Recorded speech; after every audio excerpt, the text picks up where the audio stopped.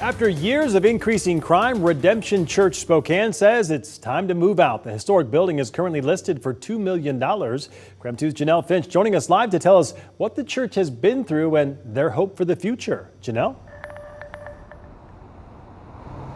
Another building on 2nd and Division is closing its doors. Redemption Church Spokane is officially on the market. One pastor here tells me the church feels burnt out and hopeless, trying to combat crime in the area.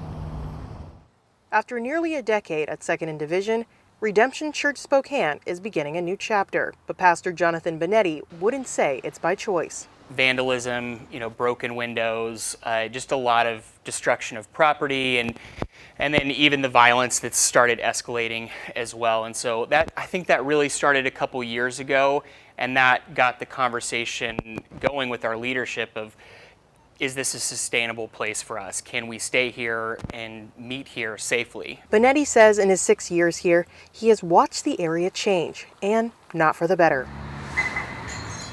He says crime and drug activity has increased, and now the church has had enough. We would love to be on this corner and even in the community more, but we feel kind of powerless to be able to do that if we can't protect the families with young kids and other people that are coming in. Bonetti says one of the moments to solidify this need for change was back in the summer of 2021. There was actually a shooting on a Sunday morning while our service was in session at the 7-Eleven across the road.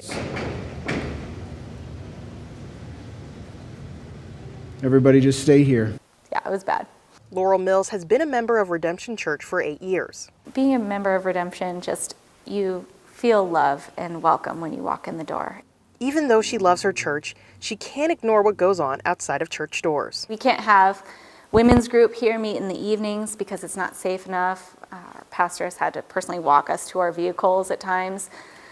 My son saw his first drug deal in the parking lot. Bonetti says vandalism and destruction of property has cost the church tens of thousands of dollars.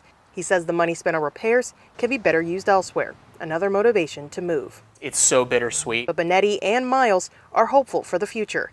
They say God brought them to Redemption for a reason, and it's what keeps them here.